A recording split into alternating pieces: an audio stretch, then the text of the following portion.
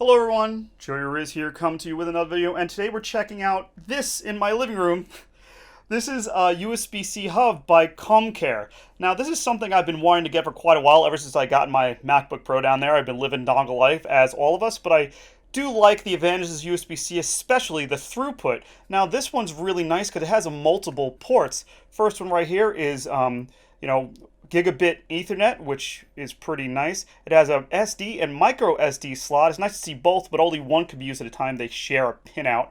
Three 3.0 USB ports. We have an HDMI port, and this one can go above 1080p, but I only can test 1080p on this TV, sadly. And right here we have another USB-C input, and this can be used for charging, but it also does pass data, which is pretty nice. We have our single USB-C connector, I should say, and a 3.5 millimeter headphone jack. And I like this one because it can be used with Mac and Windows, because it's not just for the MacBook Pro. Like some of the MacBook Pro ones have like two connectors. I'll show you right up here that go right into that thing. I've seen that mess up connectors, and you know what? It can only be used for one thing. This thing works on Windows and Mac. Let's check it out.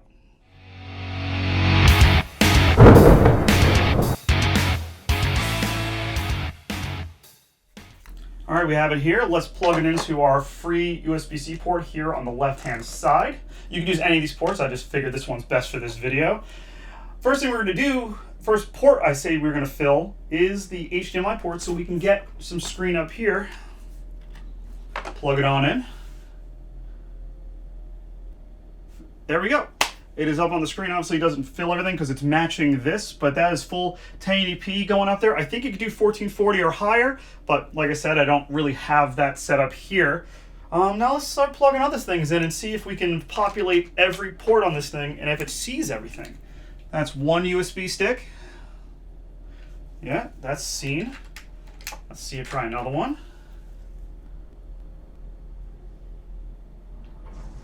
Yep, there it is. Let's try one more.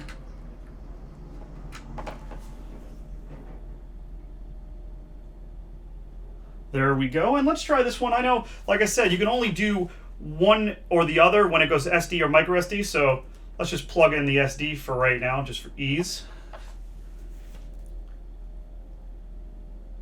There it is. And you know what? Why not? Let's try my SanDisk in the USB-C port here.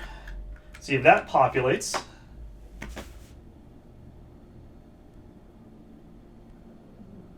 Indeed it does. And for the final thing, as you can see up here, I do not have my Wi-Fi on.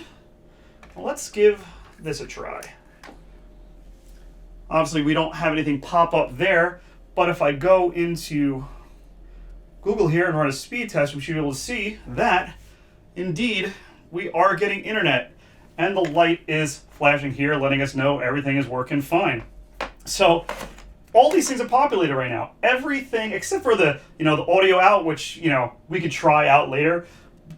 But really, it shows up here and it works. Now with all that populated and our speed test going, so we see it, we are getting full speeds here, which is nice to see.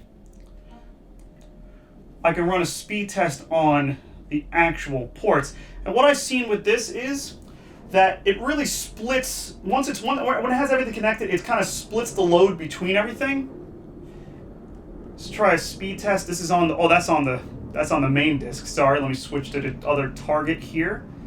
Let's switch it over to my Nikon, that SD card. Yeah, it's doing reads and writes around 30 megabytes a second, which is fine. Obviously, we get higher rates into other things, but when it comes to camera and it comes to, offloading video, that's pretty good speed for what I can tell.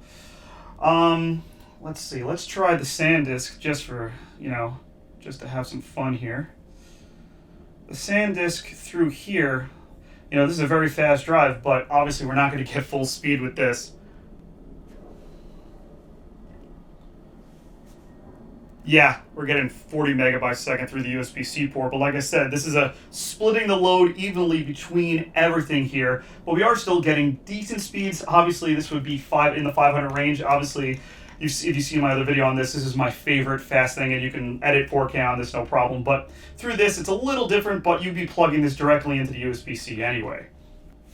Now, let me go in and actually disconnect everything here, eject everything, because I want to try out a little something that I haven't tried before.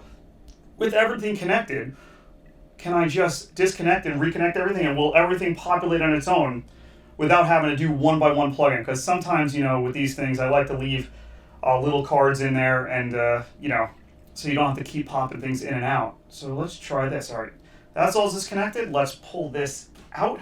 Connection to the screen. We lose connection to the screen because that's what we have plugged in here. Let's try it again. Now let's try it again.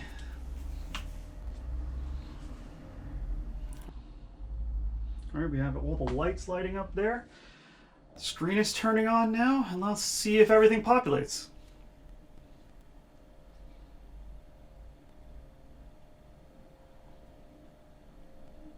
Yep. Everything pops back on. That's really nice to see. And like I said, this thing does charge. And yeah, you can use this to charge. And from what I've seen, this thing does charge pretty much the same rate as if you had the USB-C plugged in directly to the unit.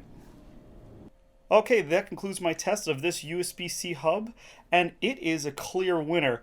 Everything works, all the ports work, even with everything connected. I was actually really skeptical that it would, and it does the job. Obviously, you're not going to get full speed at every port just because of how it's designed. You got to do that because it's all going through that one single USB-C. And yeah, links below to check this out. And I wanted to let you know I will be at CES coming up, so I will be checking out a lot more products like this and others. If you want to like and subscribe, do that now because I will be having more content. This has been Joey Riz. See you later.